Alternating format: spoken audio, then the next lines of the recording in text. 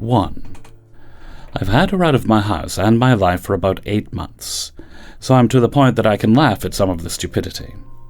The background. My husband and I let a friend from high school move in with us while she was trying to get back on her feet, and found out the hard way that her only two skills are blaming others and trying to fix things that aren't problems. I wouldn't be surprised if this woman was diagnosable as some form of narcissist, because she is completely self-absorbed and delusional. Unfortunately, we didn't realize this until after she had been staying with us for a while.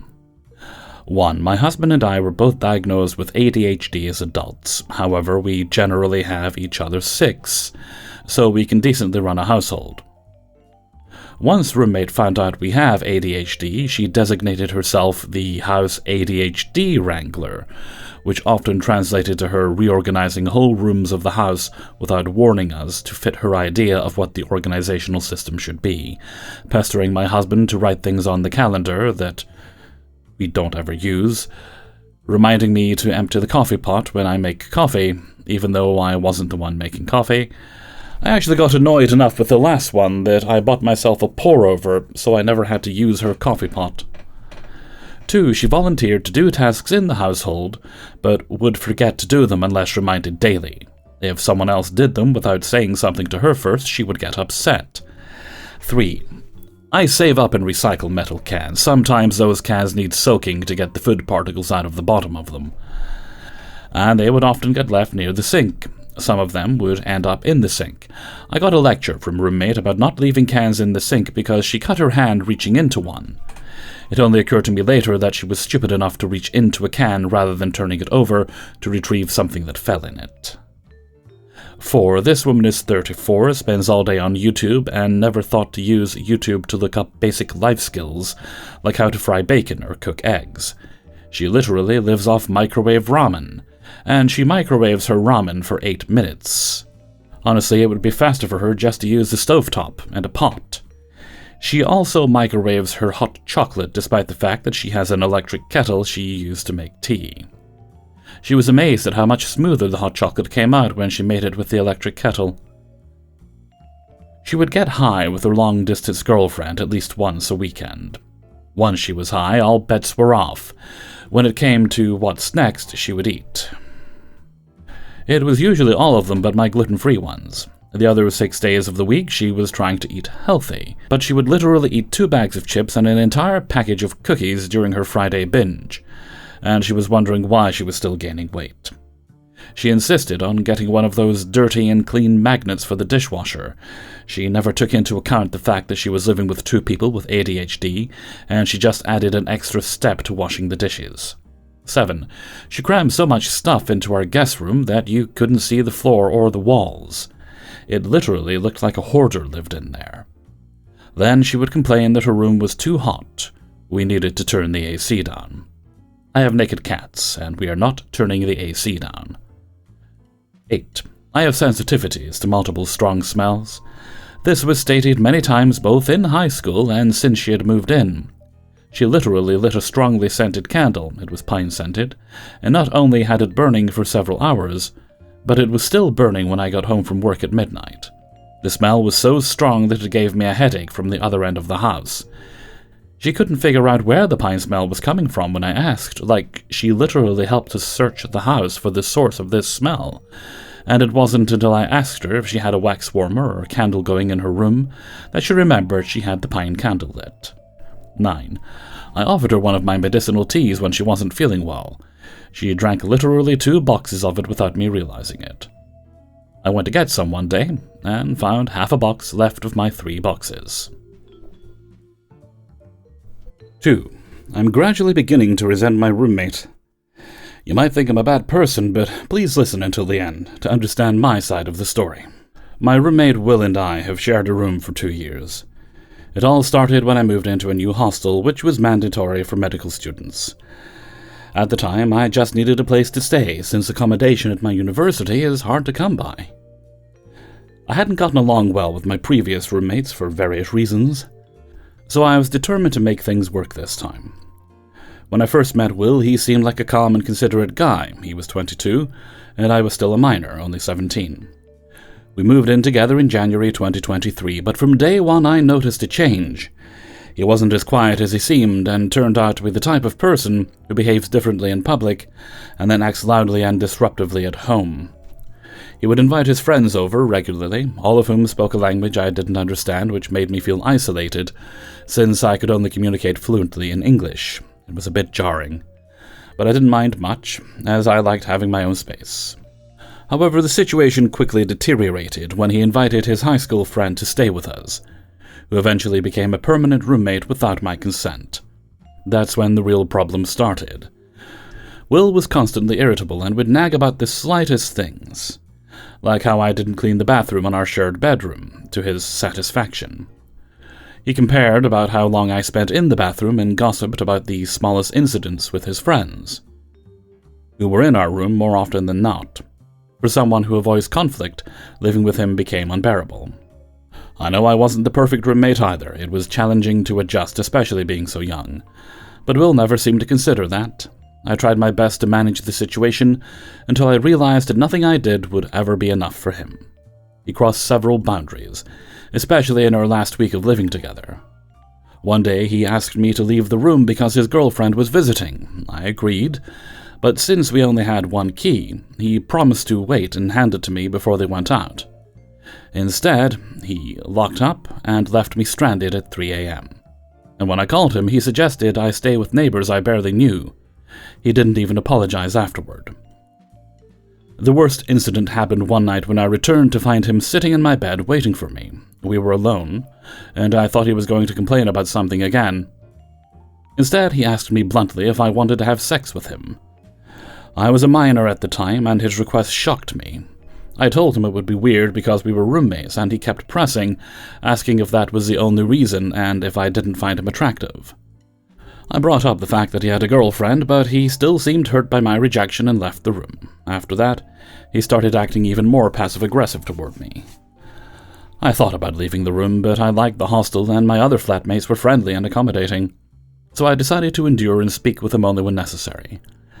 Things cooled off for a while, especially as our MBBS exams were approaching. Fast forward to the present academic session, and he's back to his old ways, bringing more people to live in our already cramped room. This time it's his brother and another guy without informing me. He renovated the kitchen to live alone, saying he couldn't keep babysitting me anymore. I was relieved when he moved, but I overheard him arguing with the hostel porter, who told him to get his brother and the other guy out, because the room is supposed to be used for medical students only.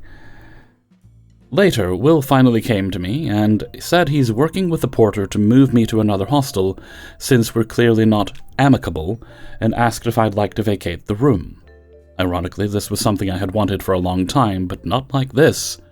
Why now, after I've tolerated all his outbursts and manipulative behavior? It dawned on me that this has been his plan all along, to frustrate me to the point where I'd want to leave, so he could replace me with people from his own circle. I just won't leave because it suits him. I've already settled in, and because it's a nice hostel with good facilities and people I get along with. My only problem is him. If he hates me so much, he can leave. But I'm not giving up this room just because it's convenient for him. So please, tell me what to do. 3. Hi everyone, I just feel the need to rant. Before my roommate moved in, I knew it would be an issue because, first, she was hesitant about paying first and last before moving in. Originally, she started her new job early and wanted my roommate to move out a week early. I proposed that if she did want that, maybe she could pay my roommate 1 week's rent to her, but only $250, and I would pay the difference. She then used this to say if she paid, could she get a $200 discount off rent monthly for the whole year, as if paying my roommate $250 for a week wasn't her cheapest option, since she was moving 3 hours away and Airbnbs are not $100 per night. She started complaining about other fees associated with moving. No offense, but that's not my business. Rent is rent. From this, I've been kind of annoyed with her, and she was also nice at other times, so I just let her move in. The issues started when it was a month since she moved in and all her things were all over the house. I mean luggage and boxes upon boxes of things. I did not say anything to her, but offered to help her clean up. She got the things off the floor before the next week. However, I notice that she's very inconsiderate of the fact that she's not the only person living there, and greedy when it comes to storage space. There are 4 levels of the fridge, and she uses 3 of them. She moved my stuff out of a cupboard and put it in the corner. She's using at least 70% of the cupboard space, the dishwasher, and still stores things on the table. As a habit, I keep the tabletops clear because they rust. And she put spices on it, etc., so I had a problem with it. She would also wash her dishes and then leave them there for days and not clean them up. I put them on the other side of the table, off the drying sheet, so she could get the hint, and she will still not clean it. The thing that got to me is when she would use my stuff and not wash it. Or wash it and not clean it up, and I would basically have to clean up my things that I never used. As a person, she generally isn't a clean person because her room is an absolute mess.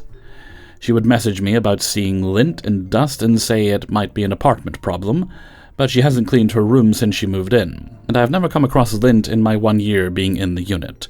She would ask me for tutorials on how to clean, and I would appreciate that, because it means she's taking steps to clean, but it seems she's asking me for fun. She is completely incompetent at cleaning, and it bothers me more because she is 7 years older than me. I have spoken to her about it a lot, and she has taken some notes.